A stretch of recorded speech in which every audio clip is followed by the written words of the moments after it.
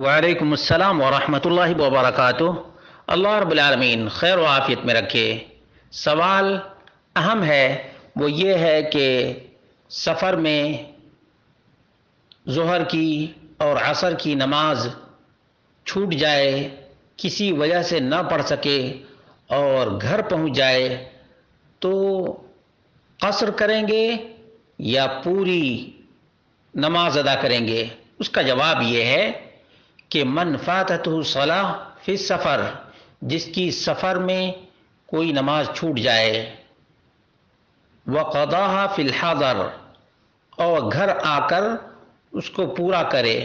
فإنہ یقضیها مقصورۃ، تو اس نماز میں قصر کرے گا، 4 کی جگہ پہ 2 ہی پڑھے گا۔ جیسے ظہر چھوٹ گئی ہے تو ظہر کی گھر آ کر 2 ہی رکعت ادا کرے گا، عصر کی چھوٹ گئی ہے تو سفر میں بھی جس طرح سے 2 رکعت پڑھتا اسی طرح سے گھر آ کر کے بھی 2 ہی رکعت پڑھے گا۔ کما لو صلاھا فی السفر، جیسے سفر میں پڑھتا ویسے ہی سفر کی نماز گھر میں بھی قصر کر کے پڑھے گا، یہی راجح ہے۔ لأن القضاء بحسب الاداء، قضاء کا وہی حکم ہے جو ادا کا حکم ہے، وهو مذهب الحنفیہ والمالکیہ والشافعی فی مذہبہ القدیم، یہ احناف، مالکیہ، شافعی مذہب قدیم کے مطابق الموسوعہ الفقہیہ جلد نمبر 27 اور صفحہ نمبر 281 پر ہے۔ شیخ محمد بن صالح العثیمین رحمہ اللہ نے کہا کہ قول راجح یہ ہے وَأَنَّهُ إِذَا ذَكَرَ صَلَاةَ سَفَرٍ فِي حَضَرٍ صَلَّاهَا قَصْرًا، کہ جب سفر کی نماز حضر میں یعنی گھر پہنچ کر یاد آئے تو قصر کر کے پڑھے گا، کیونکہ اللہ کے رسول صلی اللہ علیہ وسلم کا فرمان ہے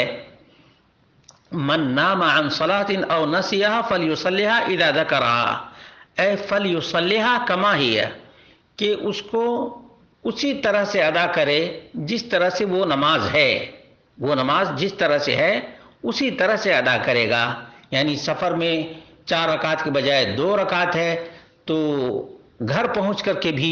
2 ہی رکعت ادا کرے گا۔ یہ حدیث صحیح بخاری میں 597 نمبر اور مسلم میں 684 نمبر کی حدیث ہے، من نسی صلاة فلیصلیھا اذا ذکرہا لا کفارۃ لہا الا ذلک،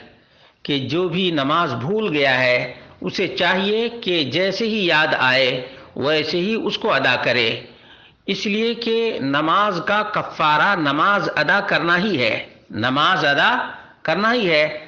اور اسی طرح سے ابو داؤد وغیرہ میں بھی یہ روایت موجود ہے۔